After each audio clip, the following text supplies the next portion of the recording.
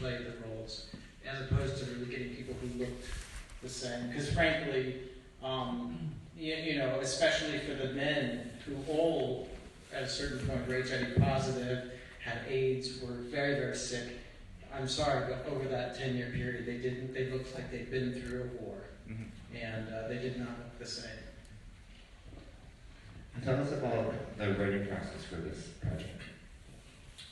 This one took a good long time. This was a 4-year process. It is, you know, an 8-hour mini-series on ABC, which had its challenges. Not the easiest place to make something like this. So there were some leadership changes there, so it took some time. It was mostly about getting out and doing the research. I had a few boxes I wanted to tick. One, I wanted it to be not just gay white men. And so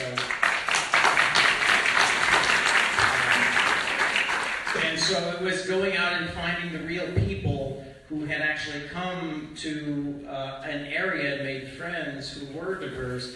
And thankfully, I ended up finding a group of people who naturally had come to San Francisco at the same time, were LGBT, and were diverse, who had worked together. So that was easy. What was more difficult was I wanted lifelong activists. And being an activist, as many of you probably know, is really difficult work. I think the average lifespan of an activist in the work is 3 to 5 years before it does become exhausting. It becomes difficult. We know we hear shit from the outside, but you're also getting a lot of hell from your own. You know, that becomes very tough. So finding people who did it their entire lives really limited it. That shrank it down. And then I wanted to do something. I'm at fault for this.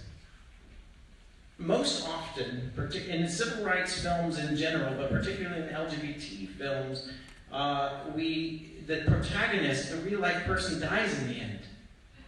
And I wanted to find a group of people who survived, who are still around. I wanted to say that we are able to live our lives openly and with strength and even fight for our lives and be political, and that we can survive and thrive. And it was tough because a plague shows up in the middle of this, as we well know. But I wanted to create a show with leads who all made it. And that really limited who I could depict. But I do think that is starting to pay dividends. It's wonderful to watch Cleve Jones and Roma Guy, in particular, showing back up to massive rallies, resisting and fighting back again, now in their 60s and into their 70s. So they've remained friends ever since they were 18 years old, basically? 18, 20s? I would say, like any good activist, they're frenemies. They still don't agree on much anything. They know they want equality and freedom. They don't agree on how you're going to get there. They fight and they squabble, all of them, but they continue to work together. And that's the thing I say when I talk to young activists who are getting into the movement. I say, stay strong. Believe in what you're doing, what your plan is. We're all feeling our way through the dark in this thing called the civil rights movement. There's no right way. We don't know. We haven't been there yet. We haven't seen our full freedom yet. We don't know how we're going to get there. Everyone's going to disagree with you, particularly your heroes and your own. You're going to fight over it. That's all right. That's normal. That's healthy. So they're still fighting, and that's good. When they start to agree, they might not be, pushing the envelope far enough anymore. Yeah. Let's open it up to the audience. Anyone have start a question here?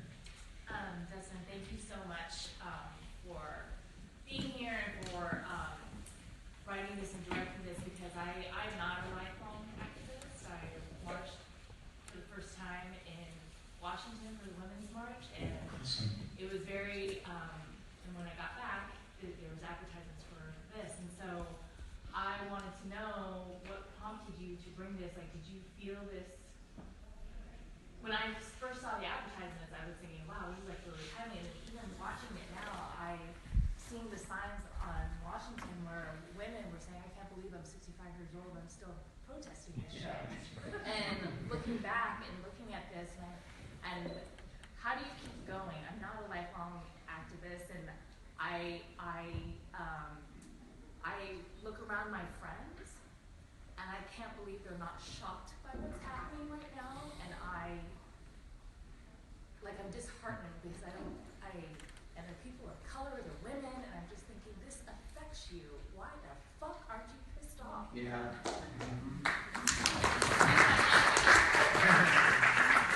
I like your language. I grew up Mormon. I wasn't allowed to say those words, so I love saying them now. A couple of things. And number one is I started doing this 4 years ago, and I never could have imagined exactly where we'd be right now, but I was worried. You know, I left filmmaking for almost half a decade to fight for marriage equality at the federal level, because I made a little promise on an Oscar stage to do that, and my mom taught me to keep those promises. In that time, it was as we were walking up the steps to the Supreme Court on the Prop 8 case and Edie Windsor's case. Those were heard together. And I remember thinking, gosh, we're awfully proud of ourselves. And we feel like we're doing really well. And I still hear the chants at our marches, gay, straight, black, white, same struggle, same fight. Doesn't look like that. And I'm thinking, you know, not out of animus to other groups, but the LGBTQ movement has become awfully myopic and self-interested. Proud of ourselves, patting ourselves on the back, and forgetting our interconnectedness to other social justice movements.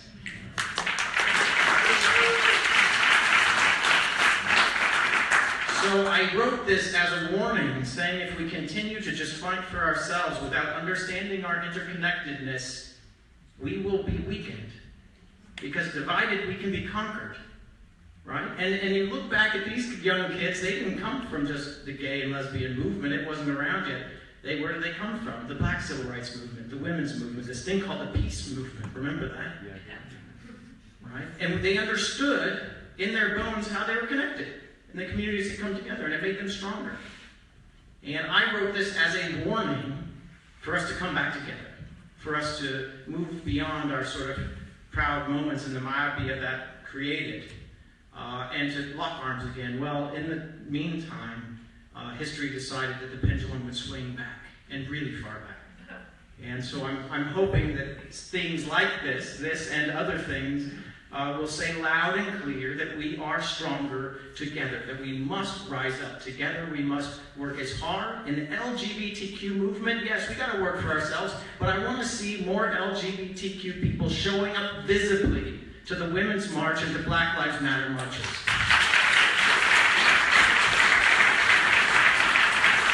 Because those are the coalitions. It's not just BC. Those are the coalitions that will make us stronger, strong enough to even win at the ballot box again. And that's what has to happen. And I am seeing signs of hope. I often said gay, straight, black, white, same struggle, same fight. Well, it was just, I went to some Black Lives Matter rallies in Los Angeles, and I didn't see a whole lot of gay people. Well, I'm starting to see across the country more people of diversity showing up to different folks' marches. There is some progress, but we have to continue to make that sort of progress. And I'm hoping that things like this and other things where we lift up our forefathers and foremothers who understood that and made progress based on the building coalitions will show up, will speak out. Cleve and Roma will piss some more people off and fire them up. That's what we need. Another question, right there. Hey, it's great to be back here. Still holding the nose straight. I'm married, by the way, and I want to say that I really love.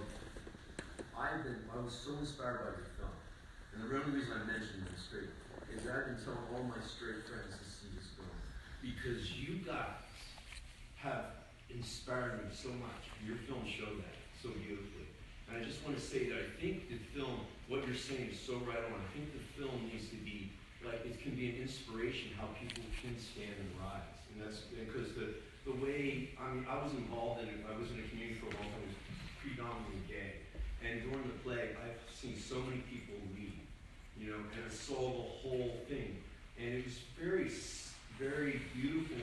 The thing that kept remarkably with the gay actors, I have to say, and is that you never gave up.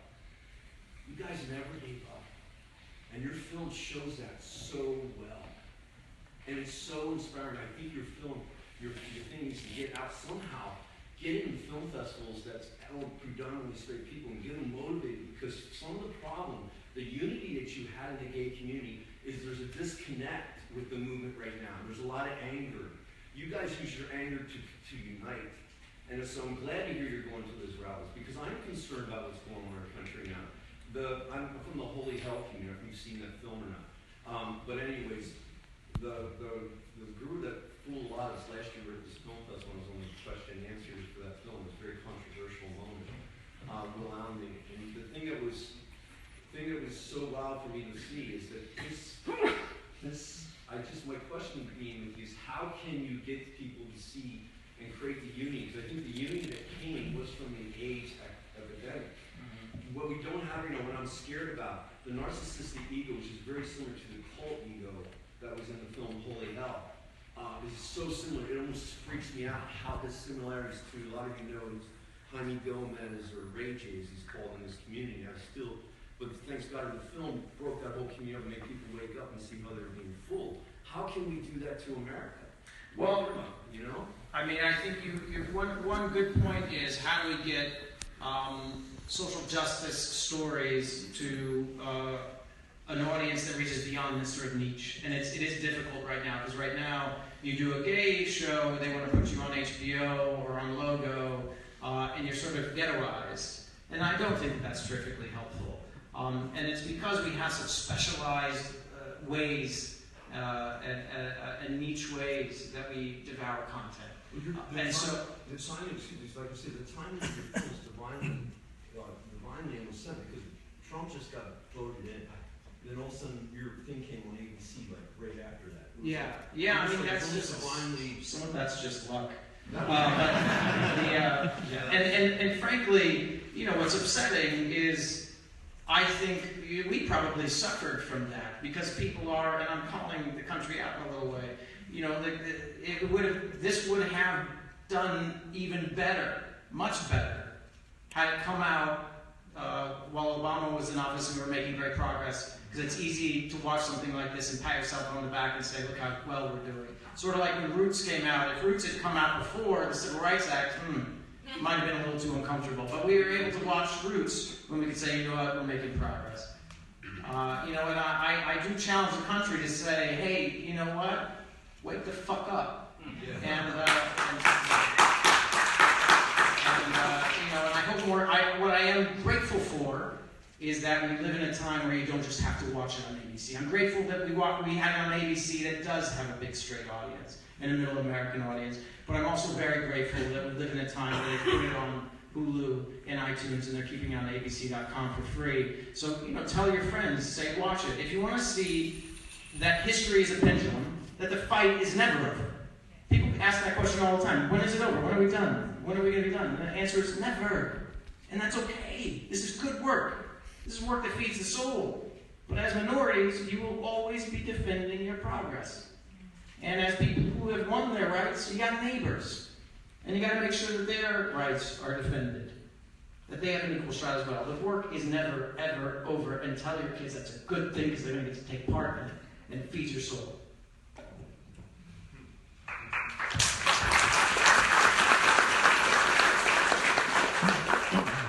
Thank you, Mr. Black. How easy is it to tell LGBT stories in today's Hollywood? It's getting easier, which is good news. I was here 7-8 years ago with a movie called Milk that only got made because I somehow had decent enough credit that I could charge a lot of it on my Capital One Visa. No one wanted to make that movie. And it wasn't until we had like a big cast that they would give it, and Brokeback Mountain had succeeded, that they would give us a little chunk of change to make it. And thankfully, over time, these LGBT movies and TV shows have been succeeding financially. We need to make sure that keeps happening. I'll tell you, that is why they keep greenlighting LGBT movies and television shows. But we're in a little bit of trouble right now. Because LGBT television shows and movies aren't doing so well at the box office. Aren't doing so well in ratings. And that means, we do need to sort of tune in and support our own. But also, one of the ways they measure how shows are doing is on the Nielsen ratings. Has everybody heard of the Nielsen ratings? It says how many people have watched it. Well, GLAAD just called the Nielsen company out and said, hey, You know how many straight people watch these shows. You know how many white people watch these shows. You measure how many racial minorities watch shows. Do you measure at all if LGBTQ people watch television? No. The answer was no. And we do not tend to have the comfort to stay in our hometowns. We're not spread out evenly over the country like so many other people. We still very often move to places of safety. So you can't just throw a dart at the map and have us represented proportionally. And thankfully Nielsen has admitted they don't measure us at all, and not accurately. But as much as anyone can in this room, call that company out and say it is time to measure the LGBTQ audience. And frankly, follow the dollar. They ought to. The advertisers want our eyes and our ears. Why are we not being counted? Why are we not being measured? That is a part of our visibility. And so it's getting easier because of our success, but I don't think we can relax quite yet. Our stories are not being told proportionally to how we exist in real life, not yet, and certainly not in the diversity that we exist, not quite yet. So we have further to go. Some critics said stuff, giving it lukewarm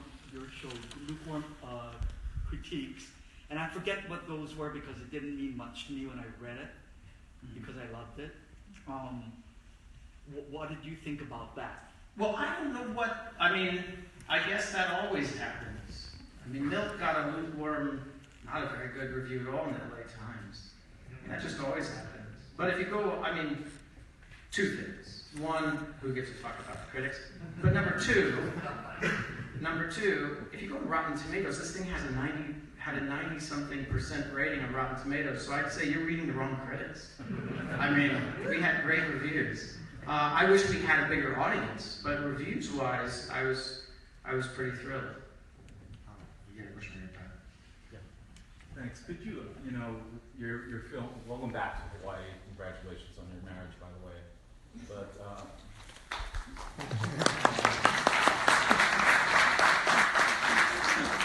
I know I scored. So did he. When I think about, the really powerful activists, gay activists that I've met and worked with as an advocate in Sacramento, thinking about Mark Leno, Jackie Goldberg, John Vasconcellos, who never came out publicly. One of the things that they always advocated for were those who don't even have a movement. Drug users, mental health, people suffering from mental health issues, the incarcerated, the homeless. So that, in addition to the civil rights that we still have to fight for, we're not a suspect classification yet. Who knows what this president's going to do if given the opportunity to appoint another Supreme Court justice. We're uniquely situated to recognize the humanity in others in a way that I guess straight people aren't. So I would like to encourage people to kind of branch out and really touch the lives of others. And the prison work that I did at Folsom was some of the most profound work that I've ever done, totally unpaid too. So that's what, as you watch this, it starts to get into some of that. And Roma Guy today, that's what she works for, is prisoner rights. Yeah, she does that. But yeah, absolutely. We not only are uniquely situated because we know what it's felt like to be treated differently for our difference, but we've done really fucking well over the past decade. For the first time, really. I think a lot of us, we got so good at losing. When we started winning, our heads were spun a little bit. I remember when we won marriage equality, I sat on the step in San Francisco of this apartment I was staying in, and I didn't know how to feel. I'd never felt that before. And I felt a little bit lost. And I didn't know where to put that energy quite yet. Now I do. But we also, not only do we understand what it is to be treated differently under the law for our differences, but we also know how to fight back and win now. And I agree.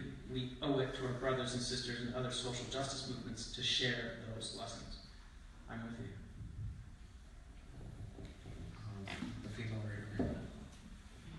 And Mark Leno wears a good pair of leather pants. The state legislature, I love him. Hi, I was wondering about what special challenges you face writing stuff that's based on a true story, as far as when to fictionalize certain events and how you go about using that artistic license in a way that still represents the truth. It's like the hardest question. Sorry. It is true, and that's like the difference between different filmmakers and different filmmakers' films, is how comfortable did they feel bending that truth before it snaps? Because obviously this is 8 hours depicting, 4 decades. It's a lie. It's not truth, it's truthful, I hope. And that's what I aim for. I mean, first and foremost, I take a lot of liberties in terms of compressing timeline. I take some liberties in terms of combining characters. I personally have long conversations with the people involved to see if they feel like that's still going to be truthful. I wanted in this even more than Milk because so many people are still around and still living, and because I felt like I did not want it to be easily dismissed. I didn't want to bend it that far. And sometimes that makes the narrative, for some critics, a little clunky. They wish it was more convenient, or did this or that. But I said, you know what? And it paid off in one way. The very early attacks on this, even when the trailer came out, was people said, that never happened. They're dismissing it as fiction. And saying, oh, this is exaggeration, it's fictional characters, it's bullshit. And it was, they usually have little icons of Pepe the Frog, the white supremacist frog, or like a little Confederate flag or whatever. So we know who these people are now. And our president.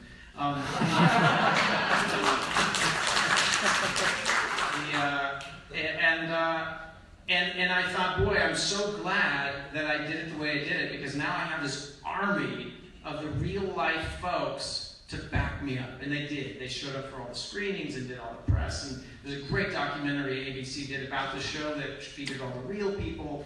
And in that way, it was undismissible. And that's what we needed as a history. I mean, this is just a tiny little piece. It's one little brick in a huge history that's been denied us. Right? Our history, we couldn't tell our history. 50 years ago, you try telling our history, what happens? You're called mentally ill and a felon. Couldn't do it. A few brave people did. Now we're at a place where at least you're not being lobotomized or put through shock therapy or put in jail. So we can write our history. We can make movies about our history. We got a lot of catching up to do. But I do believe that our history shows us the path to victory. Our history tells us, don't become complacent, don't become myopic, and our history has the power to show young LGBT people out there in areas that aren't as safe as this city that they have forefathers and foremothers who fought for them, that there are people like them out there, that they have reason for courage and hope. History is power, man. It's not nostalgia, it's power.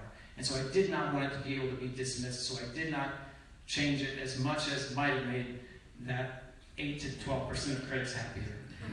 Fuck them. All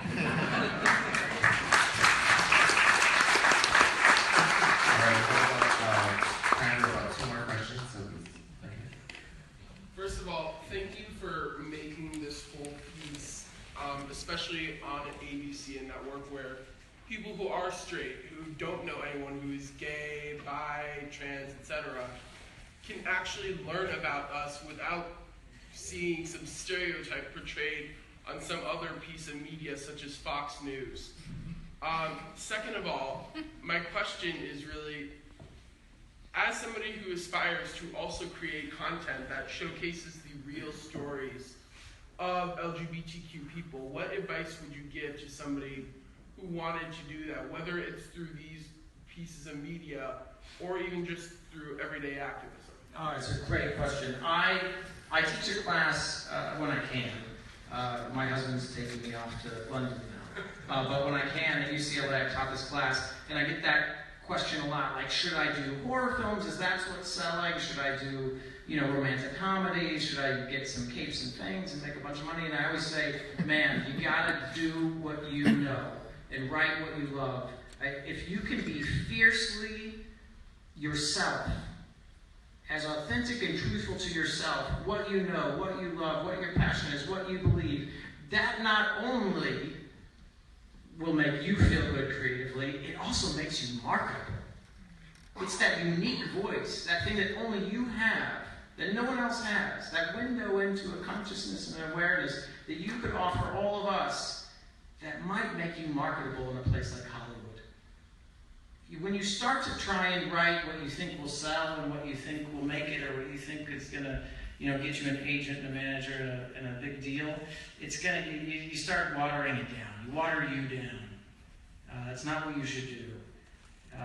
Be you, be fiercely you, and then you not only, it's good for your soul, but I think you give yourself a good shot at getting in front of a big audience and making that thing that's so incredibly specifically you universal.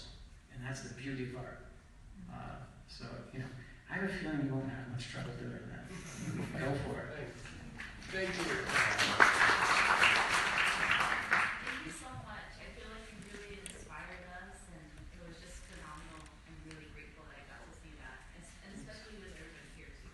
My question, you've received so many accolades, and in your young life accomplished so much.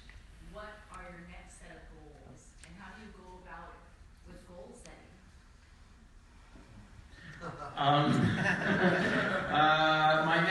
My immediate next set of goals are to have some very, very sweet but highly potent alcoholic drinks this evening. My husband. Because I'm on my honeymoon.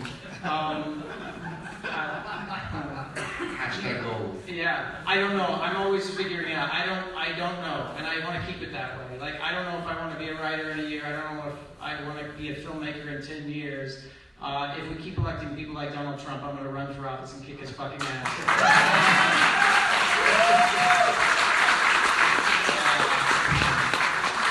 So I don't know. I mean, I can't predict where the world's going, so I don't even know where I'll be in it. But I'm gonna do my best to be me and to stand up for my friends and neighbors. That's how my mom raised me. And Tom will make it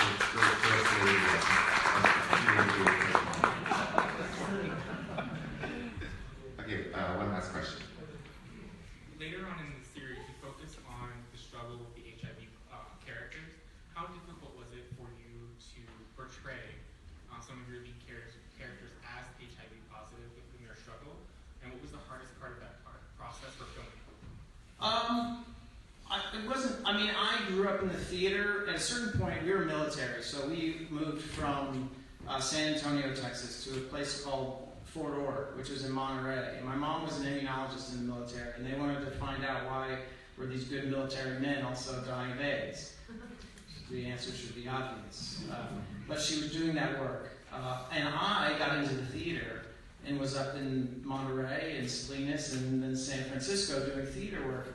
So, I spent my teenage years surrounded by HIV and AIDS. I knew what was going on well before my friends. I was watching my mentors disappear and vanish when I was 13, 14, 15, So it wasn't hard.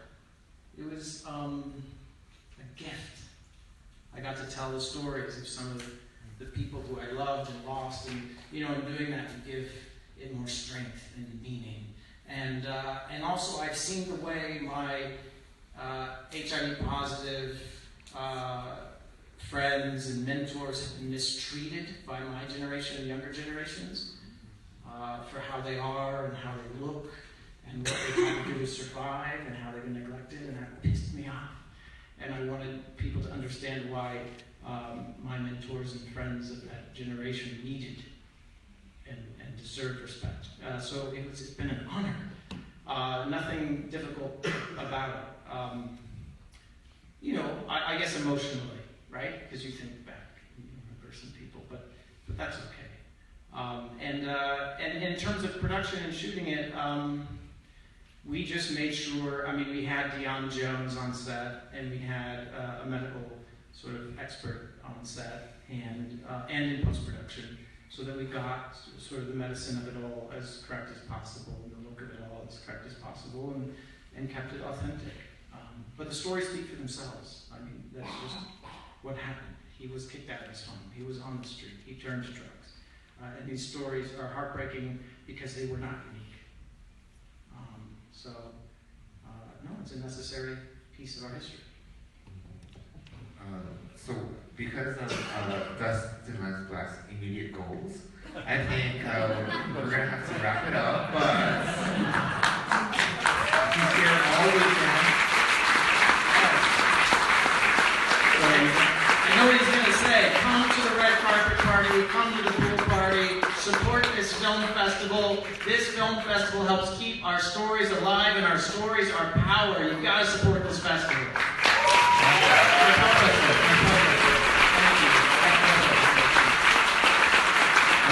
To be outside, meet some of your fans, and yeah, the film festival, you guys all have to watch it together. I think that's always important, and a communal spirit. So, just a round of applause, and this is for a great closing night film, great feature film for our 20th film festival. Thank you. Thank you, guys.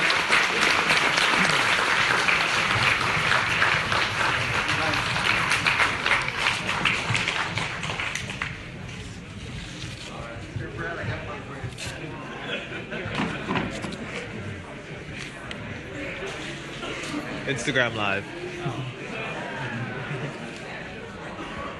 Oh, it's live? Yeah. And thank you to Hawaiian Airlines also for this presentation.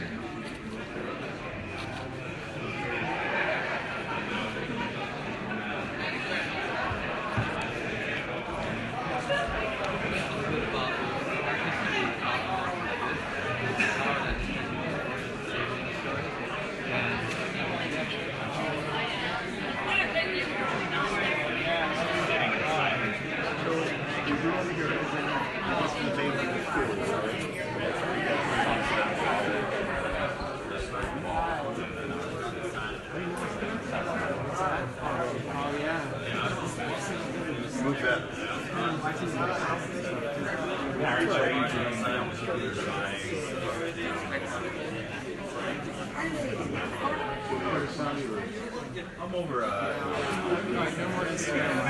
Say bye. Say bye.